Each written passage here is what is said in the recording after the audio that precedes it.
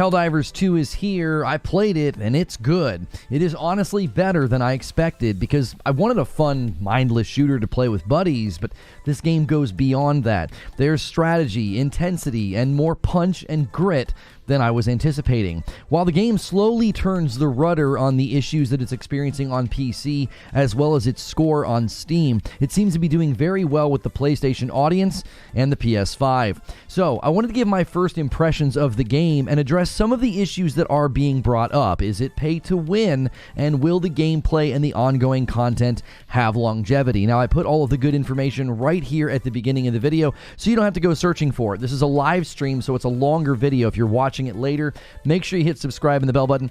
That way you are here for my live shows.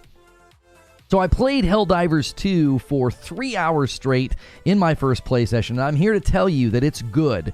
Really good. I thought it was going to sort of just be a very straightforward action shooter where I would get to just blast aliens into dust. But what I got is more than that. So I want to break down a lot while also speaking to some of the criticisms that we are hearing. So we've got the gameplay, the graphics, sound design, the content loop, the difficulty, as well as friendly fire. I had some thoughts on that before the game came out, and I want to update you on my experience. But I also want to ask some questions. Is this game pay to win? And what is the longevity of the content loop, as well as the gameplay as just relevancy and keeping the player funnel full? What will the cadence and the variety look like with their ongoing roadmap? So, up first, let's talk about gameplay. What I thought was going to be a mindless shooter is actually a lot more complex than I expected. Your limited movement and agility in the early game does create a lot of opportunities for pressure, as well as just difficulty to sort of come in from all sides. Now, with 4 players, basic strategies of flanking, kiting, and using grenades and ordnance, well, it'll slowly take shape. You'll sort of start figuring things out. But you're not just standing around shooting bugs that feel like they're made out of paper. You're scrambling, running, trying to time your stratagems so they wipe out big groups or big bugs. You very quickly realize that this is not just some arcade shooter where the enemies will melt before you as you stand in one spot mowing them down. And this is where the fun begins. You start to anticipate what your teammates might do, or where the enemy is going to come from. But as soon as you think you've hit your stride, things can ramp up and change very quickly. And not in a way that feels cheap, but in a way that feels like you are on an alien world, and, you know, the crap can kind of hit the fan at any moment. And the rhythm of calling in your reinforcements if someone dies, or, you know, having to pull people back in because you're suddenly by yourself, it was actually a lot more intense and fun than I expected. It adds a whole nother layer to the sort of, hey, just respawn, you died element that so many games utilize. And since they limit how many times that you can do it, it led to a very tense mission where we only had half of our objectives completed, but we only had 1 reinforcement left. Well, we tightened up, we used the map, and we avoided hotspots and fights and engagements, and we got out with 5 minutes to spare. We actually were able to complete the objectives and get everything done with 1 reinforcement. Now, if you use that last reinforcement, there's a timer. It'll give you another one every so many minutes, but it's just 1 more. It's not like it gives you a whole new batch of them. It was incredibly satisfying completing that mission. And as I said, it's just a whole lot more than I expected. So let's talk about the graphics, because that's something that I have been touching on for a while with this game. I still can't believe how good they got this game to look.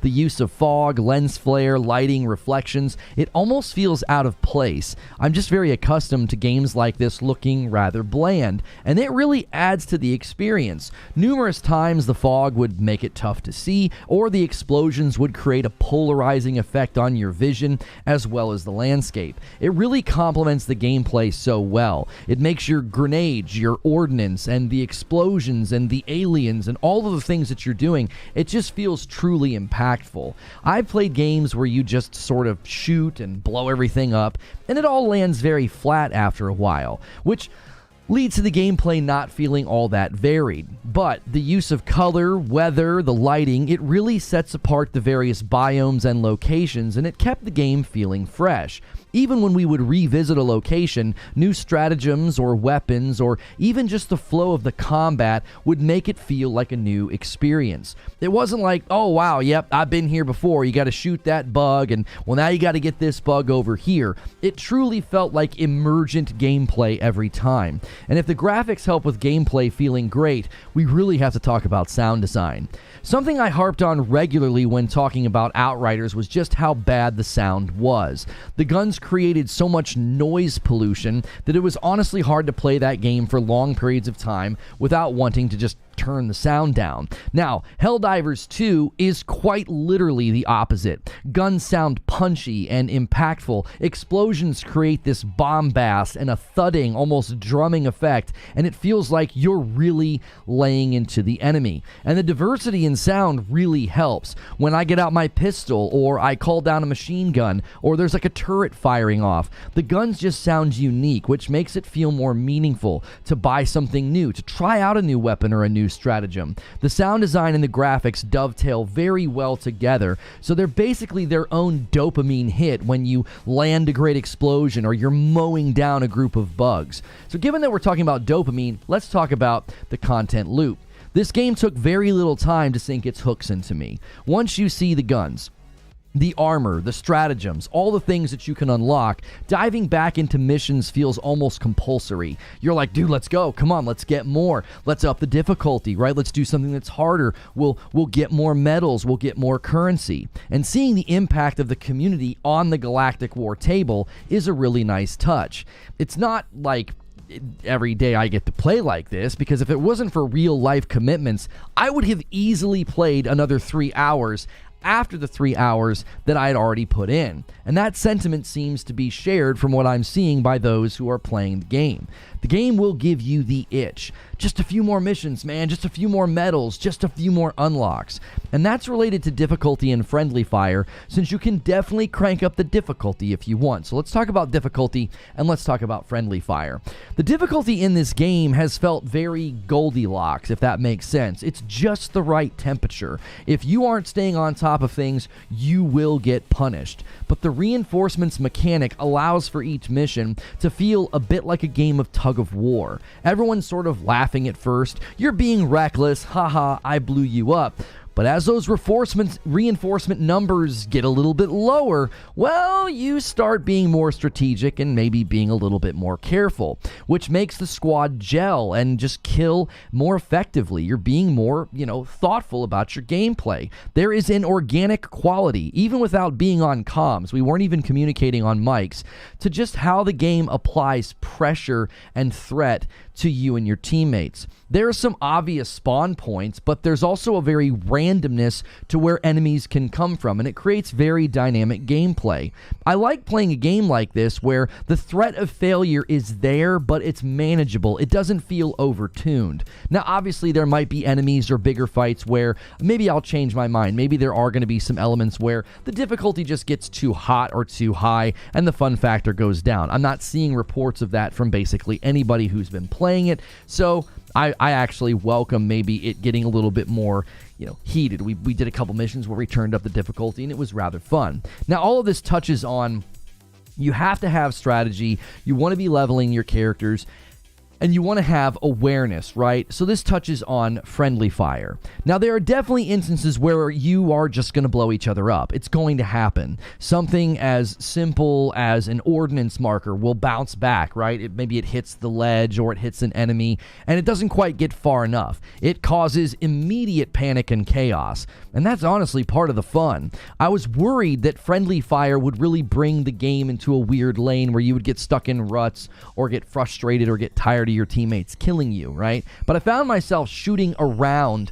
my teammates or shooting low, like if I was trying to protect them because they were getting swarmed, actually using my awareness to not just mow into my teammate. In other games, you would just blindly shoot through or at your teammate to ensure that they're safe. Just little moments like that, I think, bring a level of combat awareness that is really satisfying. We had an instance where I really didn't realize that my squad had kind of moved on, and I got outnumbered, and I barely got away. Now, as I did, a teammate had called in an orbital barrage, and it was almost there was almost this cinematic quality to turning around, barely making it, and seeing my teammate's stratagem just obliterate all the bugs that were pursuing me. Now, that moment would not have been nearly as cool if he could have just dropped that thing on me when I was surrounded and just blew up all the enemies, and then I just would take no damage. So friendly fire adds a layer of skill expression that I think is a huge enhancement to the game's fun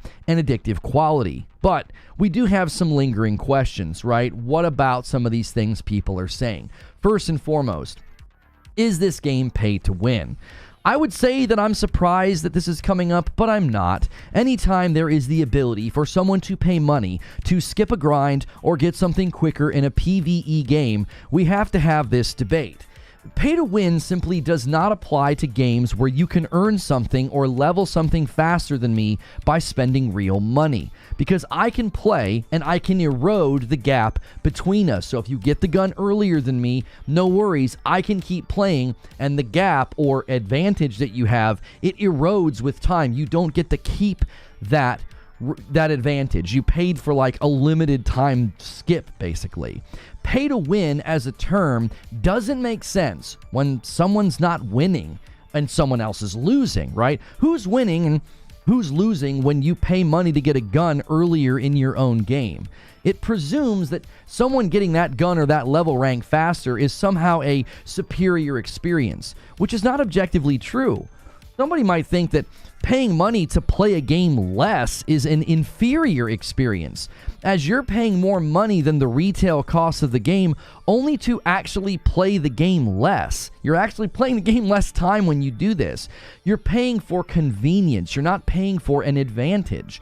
To have an advantage over another person, you have to, by default, be competing against them.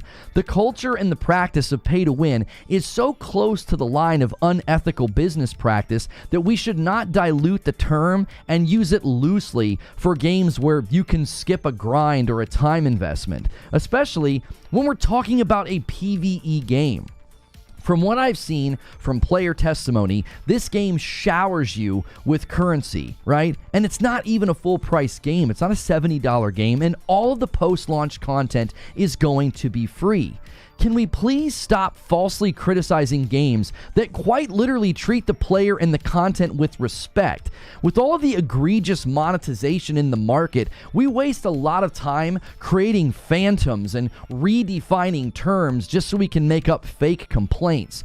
Someone spending their own money to play a game less has absolutely zero effect on your experience. If anything, successful monetization in a game with free ongoing content, well, it does affect your experience. You get continued ongoing content and support for the game that you bought without having to spend a dime on microtransactions. Now, the last two things I want to talk about, longevity and ongoing content. Now, we are obviously currently in the honeymoon phase with this game.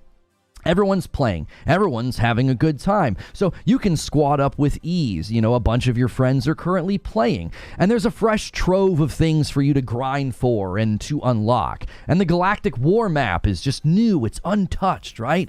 And the question is, will we feel the same way in 2 months? It's honestly hard to say, but I'm going to point to a few things that I actually feel will give this game staying power. First, I call this the feel-good factor. I always said that one of the major aspects that kept Destiny relevant was not the content offerings or how substantive the seasons were, it was the way the game felt. Content droughts or bad seasons or bad DLCs, well, they could be weathered and tolerated because it just felt so good to play Destiny. Helldivers 2 has that factor in spades. The gunplay feels great. The flow of combat is exciting and it's always a little bit different. And the graphics and the sound play a huge role in just wanting to be in the game and to be playing. I always said this about New World, the MMO. The graphics and the sound design just made it a pleasant game to be in. Helldivers is in that lane. So that's one aspect that I think is going to help folks want to come back or just play with regularity. It just feels good to be in the game and to do stuff, from calling in your stratagems to blasting enemies away. You're getting a nice sampling here of the robots, like the Terminator robots. It just feels great. Now, Just a great blow off steam kind of game is nice, but another factor that I think will help this game is player impact. Seeing the communal and meta impact on the galactic war makes the game feel like a living experience. You're not just grinding missions from a static menu, and that makes the game feel more inviting. If all you were really doing is just grinding static missions and finding the ones that were the most effective, it would sort of feel like a single-player game that you could also maybe play with your buddies. But the fact that the Galactic War map is always changing in relation to what the community is doing, well, if you take a break, maybe you're going out of town for the weekend, well, you're going to want to log in after that and see where things ended up. And the last reason I think this game has a shot at longevity is the free post-launch content. This game certainly falls into the live service model that I have called the player funnel model. You do need folks playing this game or you're not going to be able to matchmake. A game like this will rise and fall on the solo player being able to boot up and quickly find folks to play with. A lot of Destiny statistics pointed to this. Lots of players just want to play by themselves. And that's related to my thoughts about their ongoing content. I think it has massive potential. Because when I tried this part of the map, the red part of the galactic map, and I fought these Terminator-like robots, it became very clear to me. These devs are good at enemy variety. The entire flow of combat changed, and it was honestly kind of thrilling. It means they can always add new planets, new enemies, and then that could require new weapons or new stratagems, right? The new enemies might fight in a particular way or be strong in a particular way, and you might have to change up everything that you are familiar with. I think the biggest question will be cadence and rhythm. How often can they add content to the game, and how substantive will it be? According to their Discord, the post-launch content is vast, and it's deep. So I'm excited to see how it all lands. We also know they are adding mechs to the game. Well, if there's one thing I know about giving the player more power, it's usually because the enemies are going to have more power as well. So I can't wait to dive back in to Helldivers 2 because I said this was going to be a good game, but it honestly has the makings and the beginnings of a great game. But that's just what I think. What do you think? So let me give you my closing thoughts and conclusion on this one. I love how strong 2024 is starting, and I also like seeing a live service game get mostly universal praise. Now, obviously, the problems on PC need to be resolved, but the problems on PC aren't exactly live service problems. Crashing is a PC port problem, right? They got to figure out why the game is crashing. They've already resolved some of those crashes and the score is going up. And matchmaking issues, well, they usually iron out with time, right? As the player funnel isn't so crazy, the traffic's not so high. It's going to be interesting to see if Helldivers 2 can put to bed the false claim that, Sony's live service efforts have failed, or the other nonsense that people are always saying that, live service games are automatically trash. The second thing I want to say is this. The debate about pay to win is just tiring. It's not rooted in facts. It's not rooted in logical takes. It's rooted in ideology. And it sadly corrupts its own aims. If you want to stand against scummy pay to win tactics from companies, you make that harder by lumping in harmless pay to progress PvE games. Making pay to win in a sports game equal to a PvE game where I can earn the thing that this person decided to buy early, that's just so much wasted energy, and it's not helpful to your cause. My conclusion is this. Helldivers 2 is a good game, maybe even a great game, but the question about longevity, ongoing content, and keeping the player funnel full, well, those are real challenges that lie ahead. Launching a complete product, ironing out the bugs and the glitches, and getting the server stable, well, that's just the beginning. The true fight of any live service game is capturing and recapturing the attention of the players. And you have to do it in a large enough way to support the game ongoing. You need a large enough player funnel that microtransactions are coming in to support the efforts and to justify continued development and updates. But those are just my thoughts. Now it's time to hear your thoughts. And that's the show open. Thank you guys so much for being here today. We had such a massive day with Helldivers 2 yesterday. I want to thank everybody that tuned in, gifted tons of members. You can tune in tonight. You can tune in tonight at 8 p.m. Eastern as a member. If you're a gifted member and up, every single member type, I'm going to be playing Helldivers 2 with my man Hilly, as well as some other people from the community. VIPs, you get first dibs, so make sure you're here. Make sure you're in the Discord.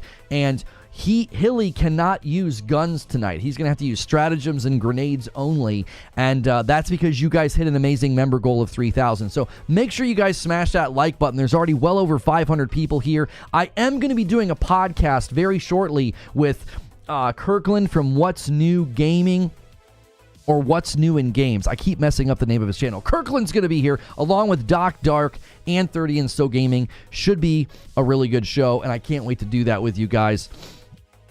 And do you post your monologues on another channel? Yes, I do. We repurpose the monologues on a channel called Reforge Rundown, because some people just want, you know, the 15 to 20 minute video. They're not going to click on a 2-hour long video. So let me thank some people here who are renewing their memberships. I appreciate it so much. Reaper with 20 months, Tyler Johnson with 30 months in a VIP, Fat Lump with a VIP. Thank you so much. Nobody taking the prize of first gifted just yet, so let me get the daily goal up on the board. You guys are amazing. You guys absolutely crushed it yesterday. Let's see how quickly we can hit 25 today, and then I'll gift the 5 that I owe. Hemi G comes in with 19 months and a member. Welcome back in.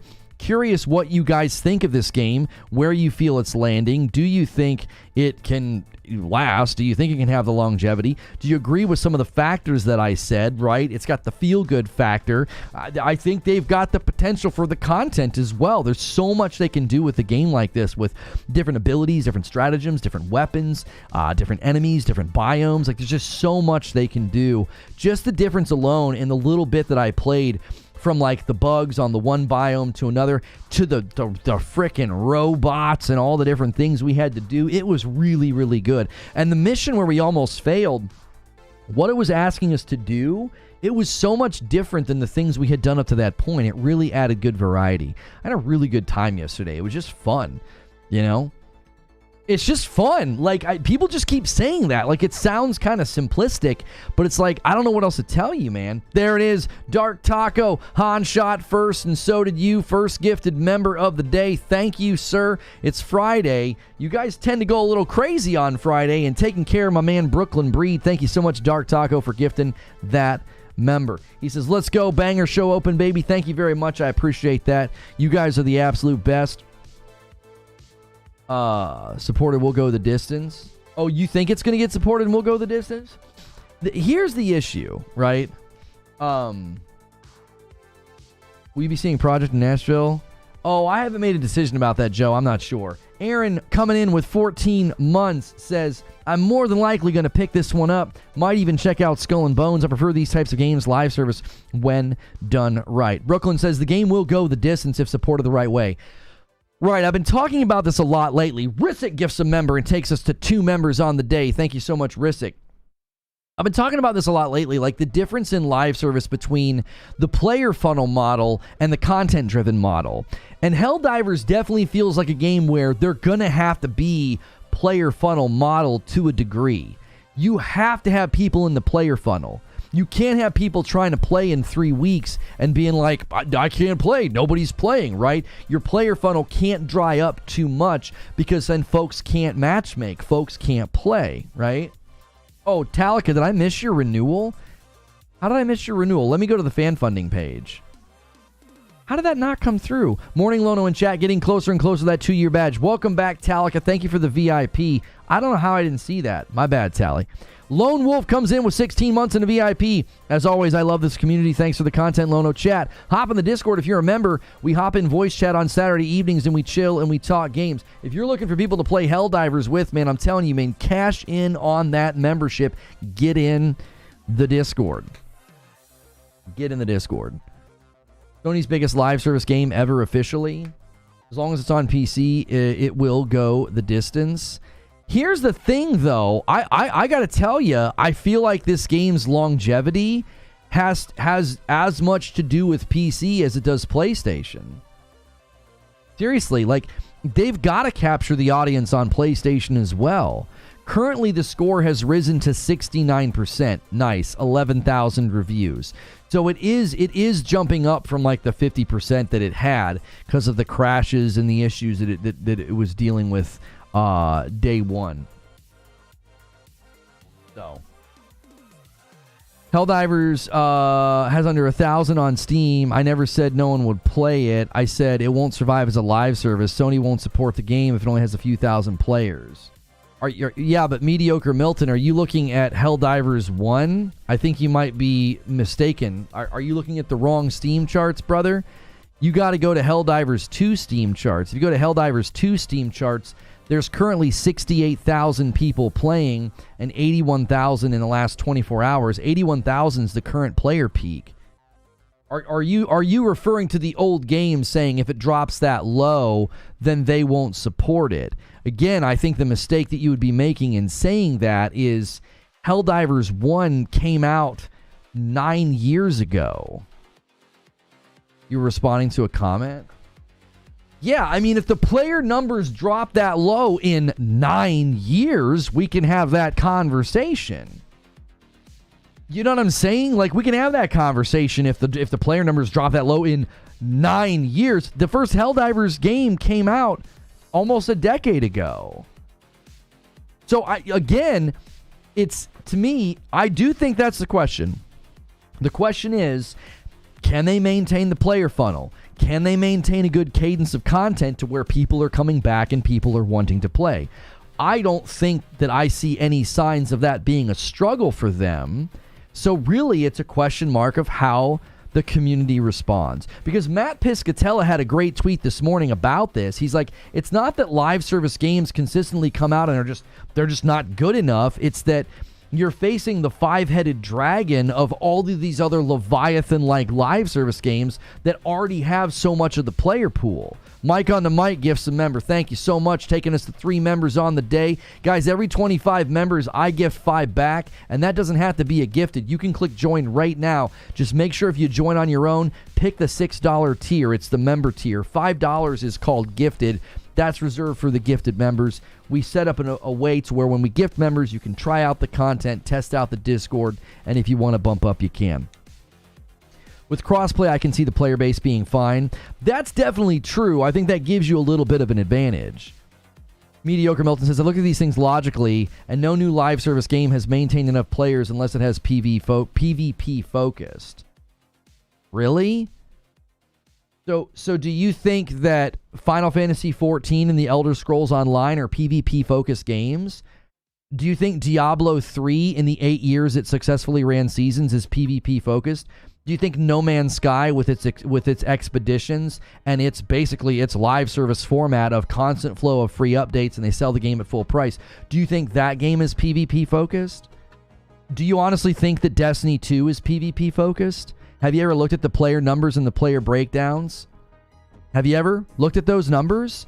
Destiny 2 is not PvP focused. Destiny is one of the longest standing live service games, and it's never been primarily PvP focused game. The primary player pool in that game has always been PvE.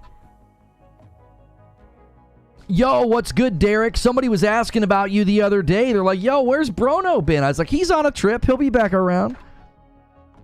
There are plenty of live service games. There's like they're MMOs. So, first of all, no, all the games I listed are not MMOs. No Man's Sky is not an MMO. Diablo 3 is not an MMO. Destiny 2 is an action MMO. It's like MMO light. But like, none of those games are focused on PvP. You're looking at Battle Royale and acting like that's the only way a game can survive as live service.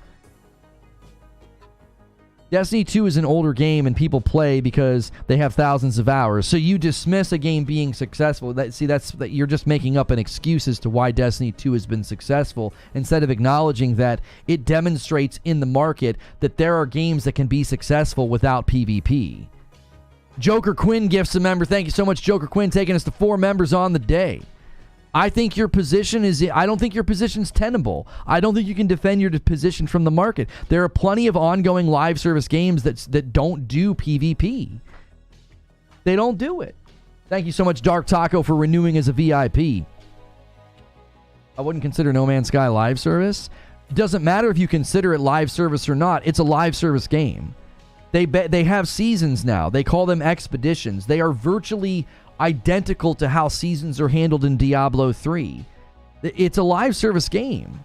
They've done updates to that game for, 7 years? All free updates, substantive content additions, and now they do expeditions so you can literally create a seasonal character. That's a live service game, brother. Like, I don't know what else to tell you. To act like the only successful live service games, well, they got to have PvP, I just don't agree with that. I don't think that that's true at all. There are plenty of long-standing games that stick around because people just like to play them. They want to be in the world. They want to do the stuff. They want to... I mean, even if you look at New World heavily pivoted their updates away from PvP and started focusing a lot of their efforts on PvE. Destiny did the exact same thing over the last 8 years. Heavily focused the content offering on PvE. Didn't this game pass the Bungie test? We don't know. I don't know if Bungie had an opportunity to look at this. Yo, SSJ Gohan with 20 months, welcome back. Yeah, Warframe's been around for a really long time. Like, I don't think your perspective is inherently wrong. PvP can certainly help the ongoing nature of a game. However, it's not necessary, right? Like, I think you're just taking your perspective too far. New World needs to focus on PvP a bit more, in my opinion, says Ginger. I've not played enough to have a strong opinion, Ginger, so you could be right. I just know that, personally, I think New World would have survived a lot longer if they would not have had to babysit all the cheating and the exploits and the nonsense in PvP in the first 3 to 6 months. They could have focused on substantive content offerings, updating the world, updating the map, and keeping the game alive. And instead, they spent 3 to 6 months babysitting nonsense in PvP. I think PvP is always fraught with problems. It's always fraught with cheating and exploits and all the nonsense. And you have to focus on balancing this and balancing that. And that weapon's too strong and this build's too strong. In Helldivers 2, it would be like, well, that stratagem's too strong or that gun's too strong. We got to nerf this. And it's like, once you start doing that, so many people lose interest. They're like, dude, I don't want to play your stinking game if you're going to nerf everything that's fun. Right? Dude, I'm blowing stuff up, man. I'm exploding the world. I don't have any concern. I don't have a thought in the world about whether or not I'm suddenly going to have to worry about, like, my favorite thing getting nerfed. MMOs are live service. Can we stop trying to make them different? That's what I'm saying. An MMO is a live service game. It's an ongoing game with ongoing content, and plenty of ongoing games with ongoing content survive without PvP. Yo, what's good, Wooly? Good to see you in the chat, my man. It is such a good game, isn't it, Wooly? It's just fun. Use the mines. I hate the freaking mines, man. I kept getting blown up by them. Somebody in my group was using them, and we were all getting blown up by them. I definitely think the mines would be helpful when you have to dig in and you don't move. They were using them at a time where we needed to keep moving and pushing in different directions, and the mines just got in the way. But if you just got to dig in and hold position, I'm sure the mines are ridiculously good. Yo, what's good, Feed? I see you in the chat.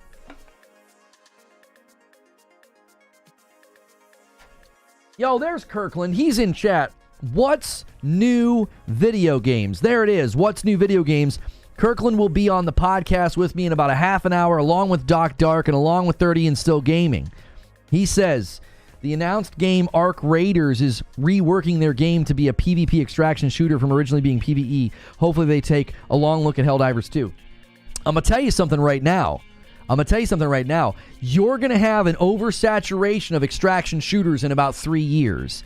Everybody suddenly is trying to build an extraction shooter. It's going to just be like the Battle Royale market. You'll have 2 standouts, maybe 3 standouts that get it done, and the rest will fall by the wayside.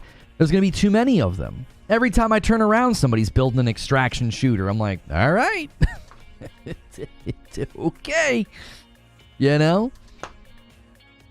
You go for it, dude. You go, girl. Yo, what's good, Detective Seeds? F those mines, bro. Mediocre Milton says, PvE-only games have a harder time maintaining players because the devs must make the content where the PvP game and the players make the content. I just don't see these games dropping new content fast enough. I don't think, again, again, I don't think your perspective's wrong. I think you're correct that they face a unique challenge. I think you're correct that the cadence is the real challenge. I still think you're overstating your case. I think they can pull it off. Right? Yo, Derek says, top-down twin-stick shooters and old-school hardcore gaming. Make no effing mistake.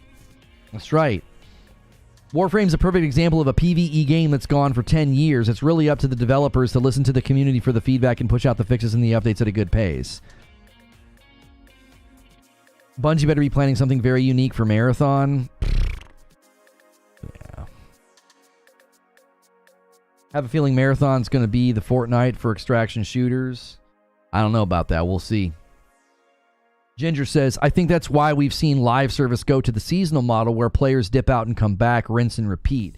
Yo, Kenneth with 12 months. I believe this year the First Descendant will be a successful game out later this year. I think First Descendant has potential to be a Destiny-style game where people play it rhythmically, seasonally, yes. Wooly says, this game takes me back to 7th gen.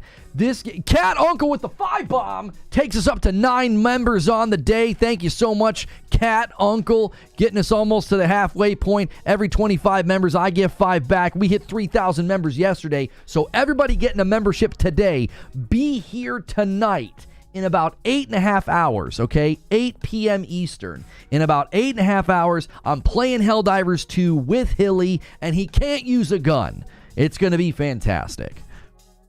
It's everything I wanted in a Helldivers sequel. Just needs vehicular combat, more biomes, but so far very strong. Well, we know they're adding mechs. That's the first confirmed piece of post-launch content is mechs.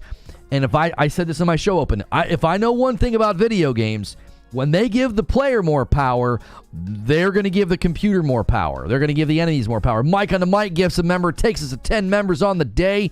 Nice rounded out number there. Let's get to 25. I'll drop my 5 on the chat. Get a ton of people in here, man. This game delivers. We could really, really start to carve out a nice little community in Helldivers. We'll get a bunch of people in here, get them in the Discord, team up over the weekend, and have a blast, man. Keep gifting those members. And if you get a gifted member, man, get in the Discord. If I liked the gameplay and the setting, Warframe would be up there as a favorite. Yeah, I'm the same. I just couldn't get into the gameplay loop. The mechs will be welcome, says Wooly. They were awesome in the first game. How's the matchmaking? I've heard that the matchmaking is still pretty bad. I think it's improved on PlayStation, but I was just teaming up with people. I didn't rely on matchmaking. I'm telling you right now, they've got to figure that out because solo players, there's a ton of them. They need to be able to boot up the game, quick play, and have fun. You don't want to have people, dependent upon their friends list. That's not a recipe for success for this game. The reality is, if this game makes a profit, then it can fail. Then it can't fail, even if people stop playing after an X amount of time. You heard it got better? Oh, Wise Guy Vito's saying quick play is still broken. He says that's the beauty of balance of these horde shooters. If you have something cool, the enemies have something terrifying. That's right. That's right. You can check out Marathon when it comes out. I don't know. I don't really play extraction shooters, so playing with friends is fine. Quick play is very much broken. Matchmaking has been improved, says Draz. I get people joining my ship within seconds of starting a mission. So no need for SOS signals. Oh, is that what the SOS signal is for? I never did it. Is that like if you lose a player, can you do that and it'll throw somebody in your game? The battle passes are brilliant too. Very fair. Yeah, the whole pay-to-win nonsense. I'm like, are we really going to do this every time a PvE game is like, you can pay money to skip the grind? Like, are we really going to do this every time? Like, the conflation of terms. Like, what are we doing? It's pay-to-win. No, it's not. What are you winning? I can play less time than you. Congratulations. What? I bought the game, and I'm playing the game, and I'm earning the things that you just bought. What did you win exactly? I'm confused here. The SOS signals are for when you need an extra player. Okay. we never needed that because I always had a full squad, but it showed up the one time, and I was like, what the heck is that? It might have been when somebody disconnected from our game. The game ran better on my workstation, and it kept crashing on my 4080. I literally have no idea why. If it's crashing on a beastly rig, homie, that's a driver issue. There's something's just folding in on itself, you know? Doesn't matter how strong your game... doesn't matter how strong your gaming rig is. If the game's got something internally that's busted, it's going to crash. I don't think there's pay to win in Helldivers 2, not even pay to progress, it's just DLC. No, you can pay money and get stuff instead of earning it. You totally can. Don't do a Jaffe and play solo to try to make a point. Wait, did he play solo and matchmake, or he literally played the game by himself? I can't imagine playing this game by myself. We would lose a player and go down from 4 to 3, and the dynamics of combat would shift like that. It was like, oh, wow. It got a lot tougher with just one person suddenly gone. It was like, oh, buddy, we better run. And then as soon as we had 4 people, it like balanced itself out again. The rhythm of stratagems and ammo, it all flows so well. I'm so impressed with how they were able to take a very basic concept and create something that feels dynamic and emergent. It doesn't feel scripted. It feels crazy. It feels chaotic. You can kind of tell where the enemies are, but sometimes you can't. And the way combat can turn on you, and the way all of a sudden you're like, oh yeah, we're good, and all of a sudden you're like, no, we're not good, we're getting overrun here. Like, I really, really like the way that the combat flows. It felt like emergent gameplay. It didn't feel scripted. It didn't feel rehearsed or canned. Even when we went back to a place we had been previously, it felt different. Solo play is brutal. Everything aggroes. Yeah, I don't know how you would do that. With the solo aggro would be abysmal. That aggro funnel shrinks on you and everything's looking at you. You're not going to be able to kill everything fast enough. I'm glad the game's selling well on Steam, and I hope this is a trend for PlayStation going forward. Day and date PC. Well, I don't think you're going to get that, Ginger. I think you're going to get it with games like this, with live service games. But I think the larger, bigger AAA property, I don't think they're going to do day and date until the PlayStation 6. I think when we get to the PlayStation 6, they'll potentially consider it. But I also feel like you're still going to run into the dilemma of parallel development slows the game down to come to market, and then PC ends up with more problems because you have a greater number of potential conflicts. So I don't even know, like, day and date, even when the PS6 rolls around, I still wonder if they're going to handle it case by case, because it's just the difficulty.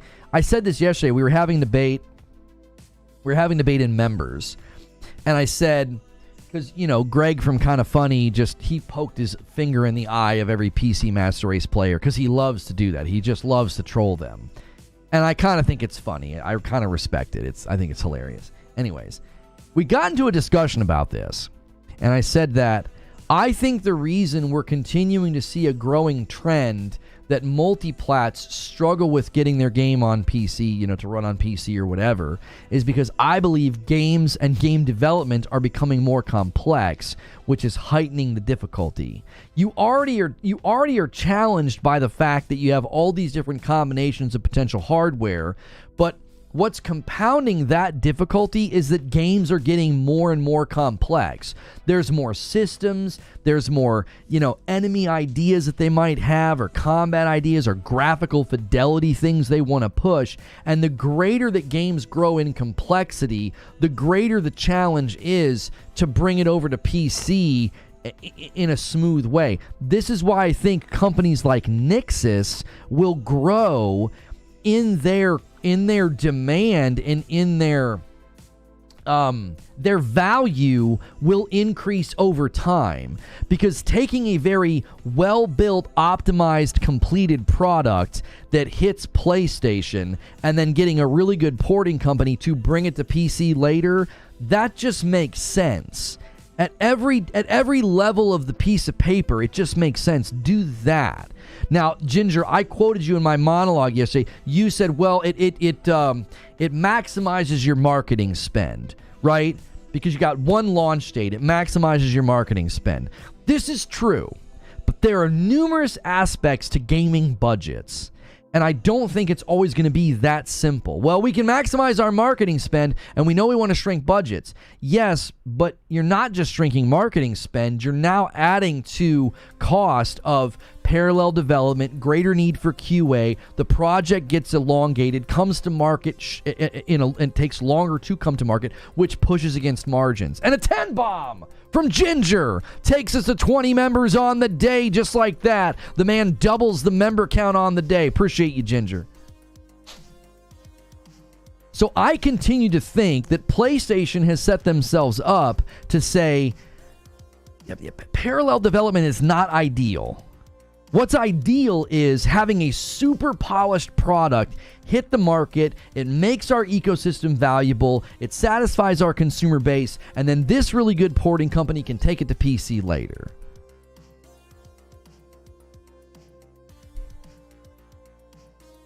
Eugene says, you have to account for all the people that may eventually switch to PC. That's massive store losses. Now, the reason that I don't think they're going to be as concerned about that, Eugene, when the PlayStation 6 rolls around, is they're on pace. There it is, a 5 bomb from Mike on the mic, and that's 25 members. It means I owe you guys 5. Excellent. Their market saturation projections for the PS5 are so good that I think they're counting on the fact that if they start doing day and date more in the PS6 era, you'll be less inclined to do that, and here's why. The PS6, if it can maintain the hardware strength of a mid-level PC at that time, if it can maintain and be close to mid-level PC strength, you're not going to be tempted to go to PC because the console will be cheaper. Almost assuredly, it'll be cheaper than putting together a mid-level rig. And secondly, you have a digital library. You have a digital library. If you build a digital library over the next 6 years on PlayStation, you're not going to be like, oh, well, God of War 7 is going to be on PS6 and PC day and date. Maybe I should go to PC. No, you'd be like, I'm perfectly happy right where I am. And the Agents of Chaos is Zinthos. He's like, we're not going to sit on 25, and he pushes us past, and now we're setting our sights on 50. Let me pay the 5 members that I owe, and Zinthos also renews for 29 months, and it's a VIP. Thank you so much, Zinthos. Excuse me. So I think there's elements to, like, maybe they do say, yeah, we're just not worried about losing people from PlayStation to PC because they've spent 6 years building a digital library. And if the PS6 is, $600, that's still going to be cheaper than getting into a PC. Look what happened when they said you can play anywhere. People did. Xbox is the warning. I think you're making a fatal mistake. I think you're making the mistake of correlating Xbox's decision to do play anywhere. You're turning that correlation into a causative relationship with, like, oh, that's why Xbox is losing. Xbox fell behind for 1,000 other reasons. I don't think Play Anywhere is one of them. I don't. I think Play Anywhere was a response to the fact that they were losing. They lost the last generation for a ton of reasons, none of which are Play Anywhere. They're losing this generation for a handful of reasons. Lack of first-party presence when the games come out. Lack of next-gen presence when the things come out. The split-tier system of the hardware. It's part of it. I don't think it's a major part of it, Eugene. I think it's a reaction. I think they were reacting and saying, well, we got to do Play Anywhere. We got to expand our footprint and reach because we don't have any. J-Dog with 22 months in the VIP. Enjoying Helldivers, enjoying the stream. What a day, 2 years, 2 months. Where's my blue badge? Thank you so much, J-Dog. Play Anywhere is and continues to be the right call. I don't think so. No. I think closed ecosystems like Nintendo Switch and PlayStation 5 are proving that you can have a very, very healthy business model by not doing Play Anywhere. Jordan Lanham, gifts a member. Thank you so much. There's too many intrinsic incentives behind saying, we're going to build our game just for the Nintendo Switch 2. We're going to build our game just for the PS5. Developers like that. Think about it like this, Ginger.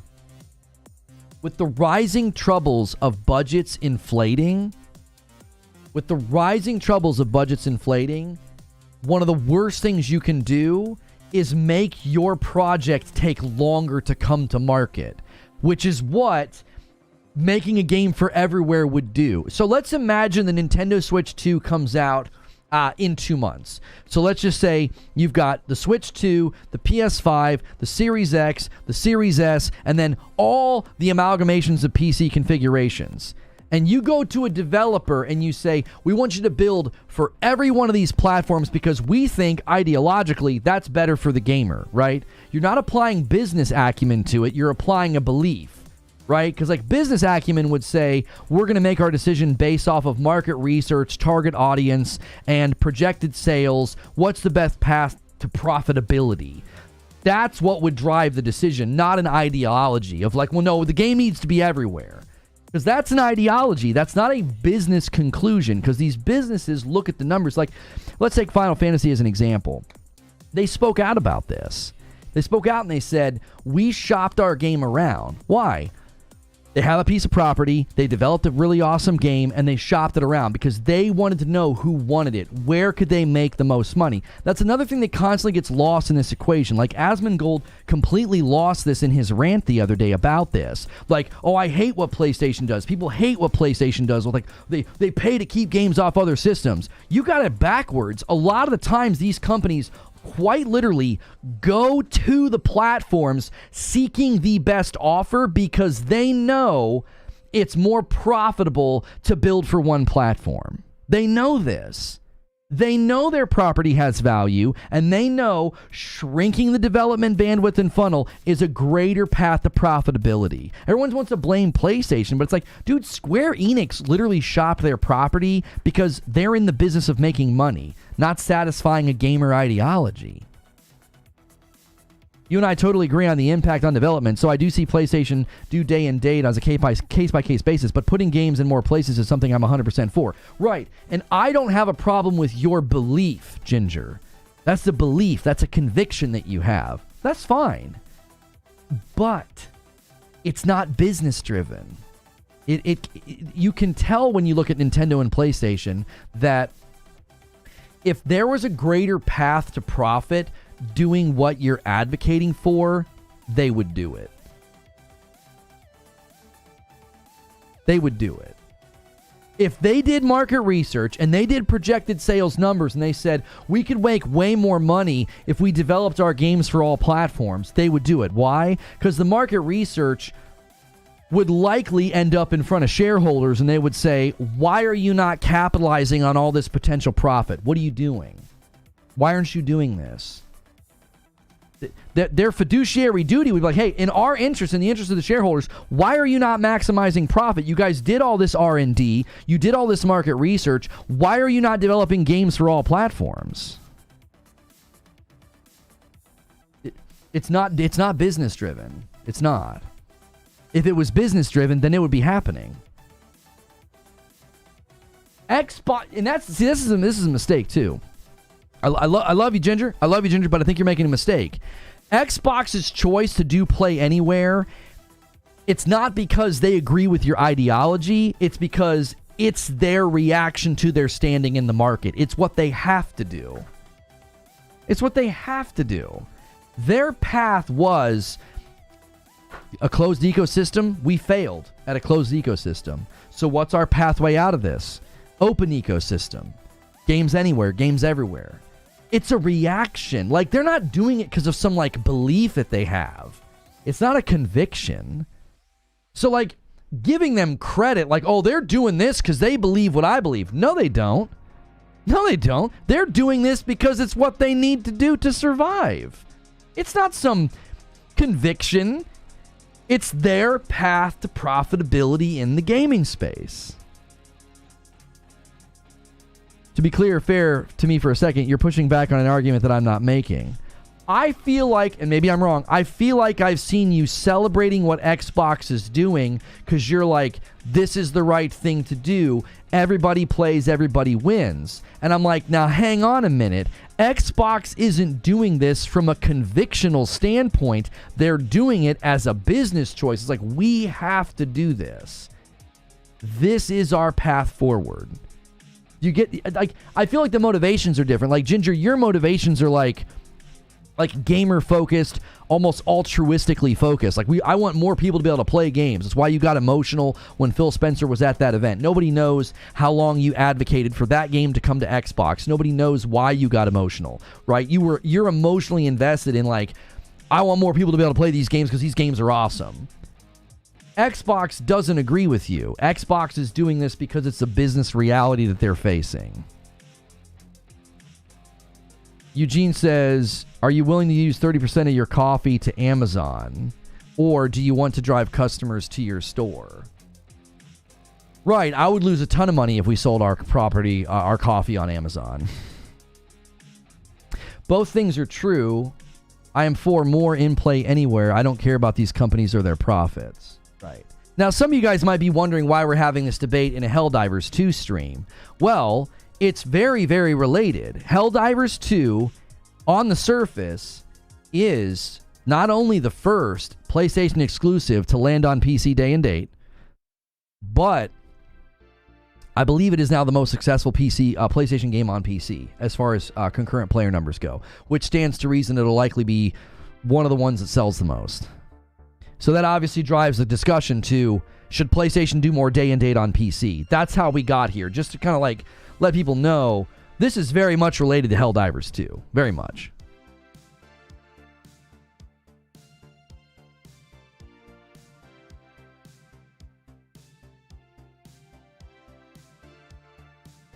It is. It's top in sales too. Yeah, I think it's going to top sales. I think it's going to sell more than the other PlayStation games that came to PC.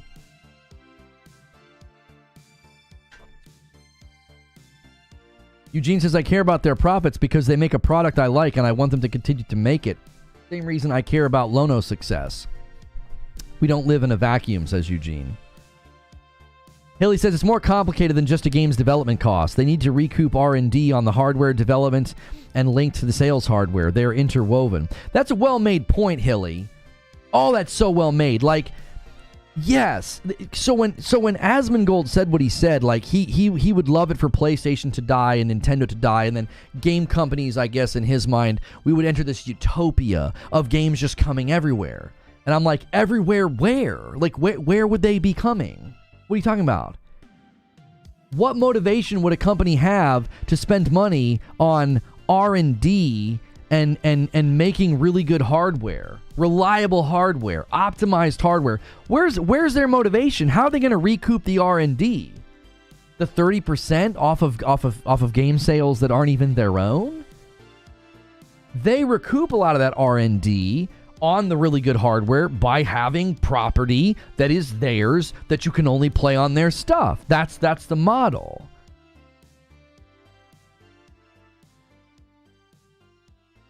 Asmon means everywhere by just putting them on PC. Right, imagine nuking that many gamers out of existence.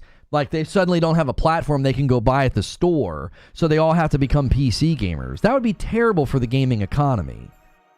Allow me one question while I'm here, Lono. If I were to sit right next to you and play Helldivers 2 right now, what would we do?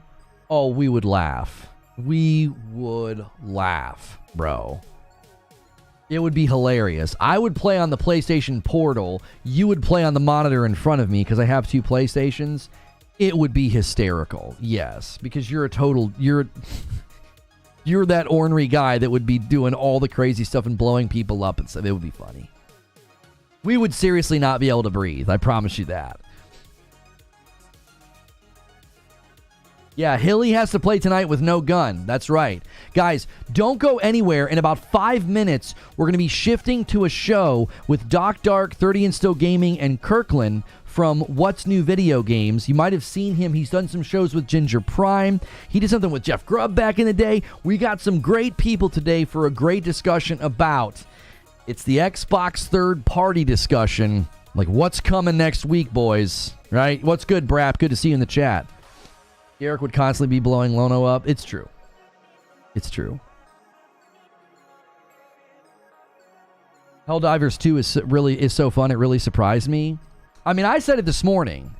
I thought Helldivers 2 was going to be good. It was going to be fun. It has the makings of a great game. I'm like, this might be a great game.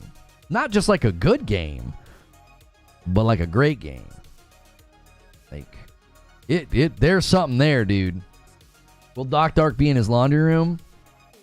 I'm not sure. He might be in the recording studio getting ready to record all these songs. Super Googly dropping a tip on the chat says, had a great time playing Power World with my girlfriend, but got bored pretty quick. Would Helldivers 2 be a good bet for the next game? Is she a gamer? Because Googly, Helldivers 2 is kind of intense. Like, my wife, I don't think would vibe with it. I don't know how easy it gets when you turn the difficulty down. I have no idea. Okay. I got to get these guys on this call.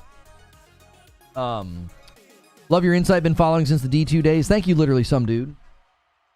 I actually, like I said, I think it has the makings of a great game. I outlined 3 reasons why I think this game has a promising longevity.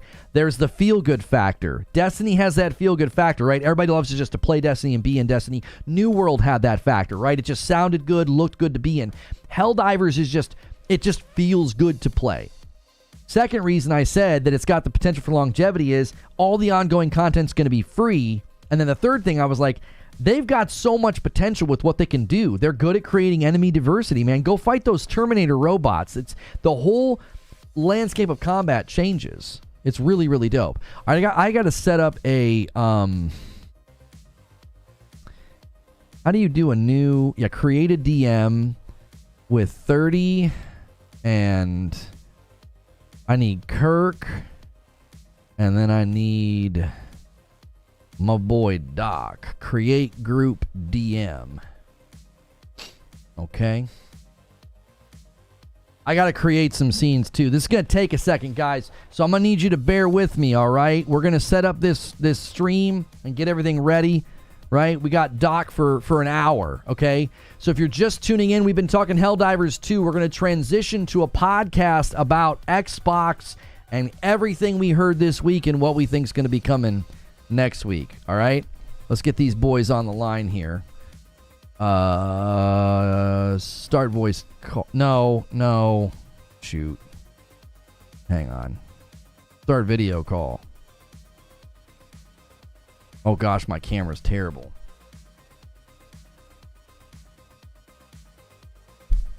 Okay, hang on a second, boys.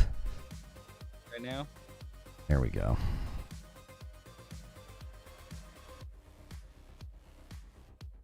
Okay, just in case I need that. I sound okay, right? Like it's the headset. It's not my stupid camera doing the audio. Yeah, tap your mic. I think you got the right one. Are you? Wait, hang on. I'm not hearing. It's not coming out of there. Let's fix it. It always. They love to default to the webcam. Yep. Come on, man. This is good though. Doc's not here yet, so let me get the image for just because Doc's gonna have to leave at one point. I just need me, 30, and Kirk. Save image. 3 wide Kirk.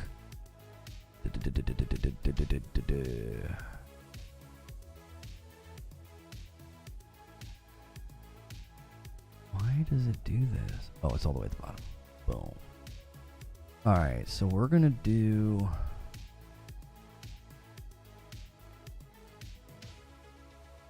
mic over here.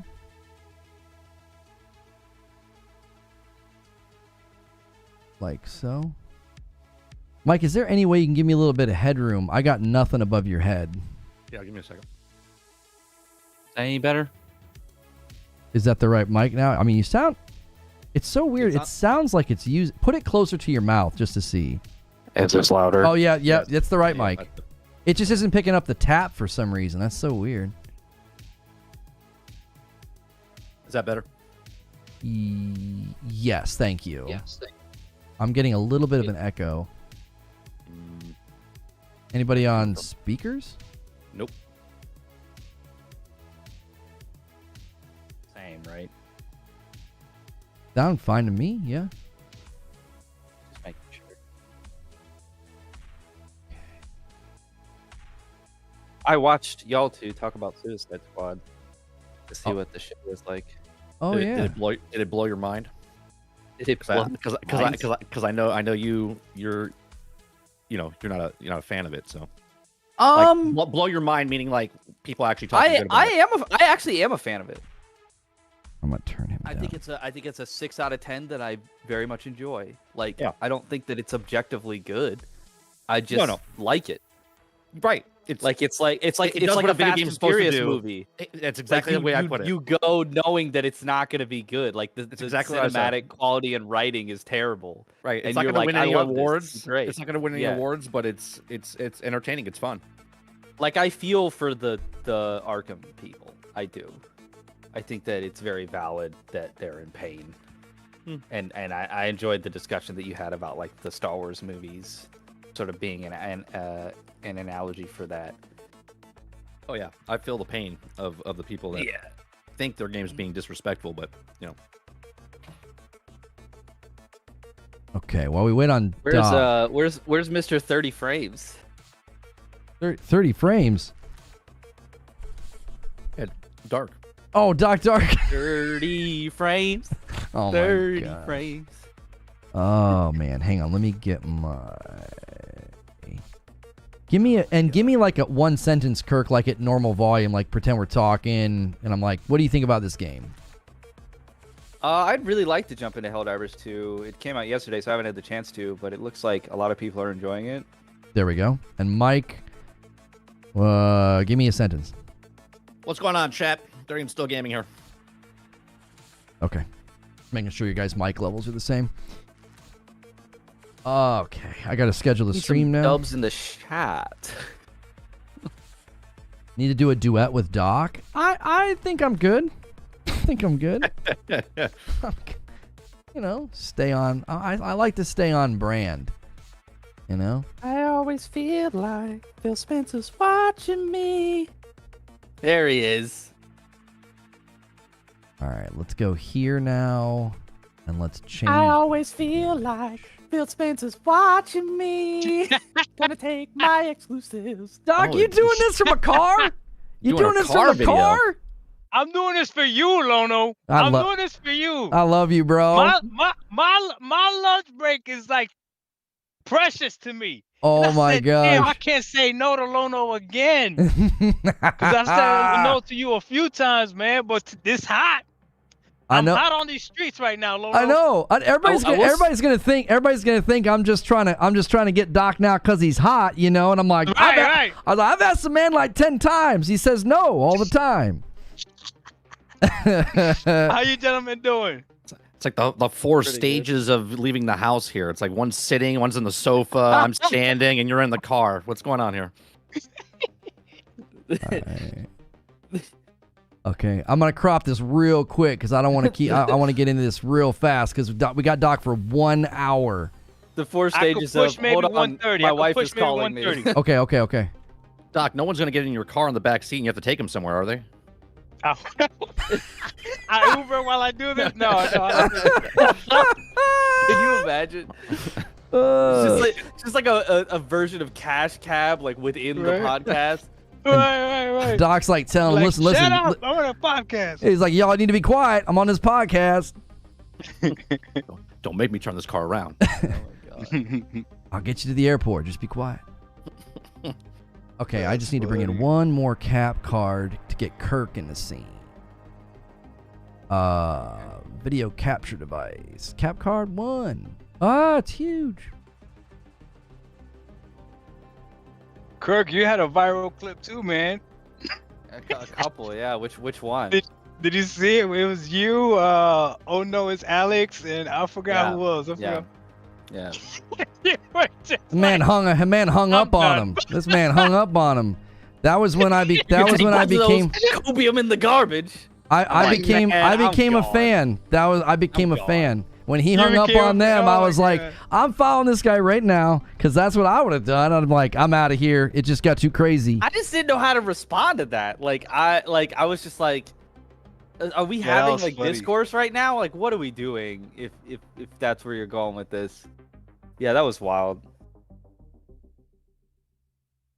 Are you live right now, Lono? I'm live building Yes. it, but I have not switched us over to the new stream. I'm currently, this is the tail end of a stream about what I think of Helldivers, like my first impressions. Helldivers, yeah. Yeah. I'm Doc, you can put like a fake background behind you on Discord if you want to. He's good, dude. Leave it. It's perfect.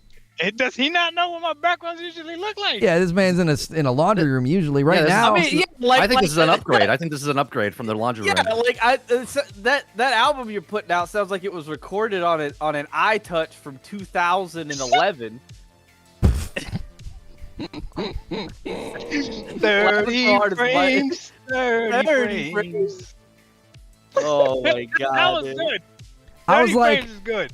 I was so happy, but I was like, dude, I'm out here all this time hoping one day I'll get a reaction, from Asmongold, and then I see Doc singing into a giant walkie-talkie, and I'm like, oh, you got to be kidding me. No, I've seen you like doing the rounds like with like credible like journalism folks. Like they're like bringing you up in videos and stuff, like. They called me a notable Xbox influencer. Oh, it's over. It's over now. Lono, I got resources now. That's right. I got a celebrity. I love that you're in your car too. You're like, I'm out here on the streets, yo. I'm taking You're care in of my car. I'm taking care of business, dude. No. I gotta Ready. have my hoodie because paparazzi might see me, and it's that'd be bad. Staying Oh on my the god, this is move. hilarious. All right. I got it scheduled. I got redirect. All right, chat. I'm gonna give you guys a link. Give me 1 sec here. I'm gonna get a tweet out too, so people know. Yeah, you want a sting operation? What's happening? I'm confused what you're doing right now. You're on lunch? Is that what you're doing? I'm not gonna lie, this does look mad suspicious. He's on a stakeout. He's like trying to Yeah, I catch got a that. serial killer. Man, this might not be a good idea out here in the Like streets of I've had a Chicago. hunch for a while. This is our guy, but I just need to catch him in the act. Oh my god. I swear. There's a guy standing out in his car in front of my house. I don't know what's going on. If He's just like, I always feel like Phil Spencer's watching me, like in his car. Doc, Oh my god. if I hear you say, if you tell some guy to have a seat, I'm shutting the stream off, all right? Like, you know what I mean? If you're out here doing how to catch a predator, I'm shutting the whole thing down. okay. I need you to have a seat. Matter of fact, let me lock my door. Just 'cause I'm not I'm touching partial that. with- I'm not touching that. Let me Lock lock the my door just in case. Okay. Hang on. Oh All my right, God. I got it scheduled. I'm sending the... Okay, Creature already tweeted it. What is the Twitch? That's The what? embarrassing that I don't know that. Your Twitch. I'm on YouTube, homie. Just Oh, that's right. That's right. My YouTube. That's right. My bad. Forgot about that. You're good. I love that you put me in Old English. Do you see what your image is on the podcast, Doc? No, what is it? I didn't see it. That's you. Why That's do your... I have a blue frame though? What are we doing, Lono? Cause I'm green, brother. You're on my show. I'm green. That's my logo. Oh, now you green? Make me Now purple. you green? You just Hey. just made him a PlayStation guy. Listen, Oh my all the green guys are sounding pretty blue lately, and I don't mean sad. I mean like they're that's pretty good. That's a double entendre. Look what you did there. Yeah. Okay. I have my Got moments. double meaning. Okay. All right, chat. The link is in chat. I'm gonna be quiet for like 5 seconds, and then I'm gonna hit go live, and we're gonna be deep into the thick of it. We're talking about everything we've heard: Starfield, other titles. What does this mean for Game Pass? What does this mean for hardware? It's gonna be a good one. You don't want to miss it. Make sure when we get over to the new stream that you smash the like button. All right, y'all. Give me 1 second. There's a link in chat. You can use that, or you can ride the redirect. Did I set up redirect? I did. Okay. Here we go.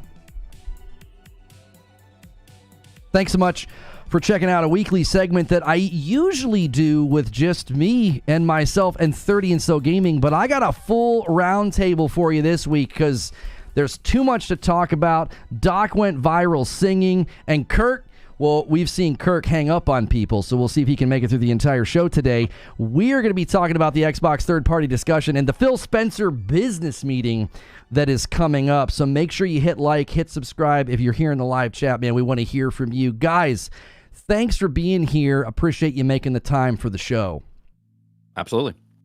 Man, thank you for having me, Lono. I mean, I had to clear out my schedule. You know, I'm a celebrity and all now,